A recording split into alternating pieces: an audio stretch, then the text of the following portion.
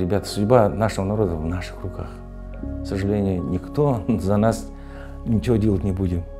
Все мы должны сами в этой жизни сделать, чтобы у нас эта территория сохранилась, наш язык, культура, искусство. Если нет основы, вот как река, да, если нет воды, нет реки, вот это есть вода. И надо, чтобы в реке нашей жизни никогда не заканчивалась вода. И не осушить, не загрязнить и сохранить чистоту этой воды, чтобы в ней всегда была жизнь. Это главная задача.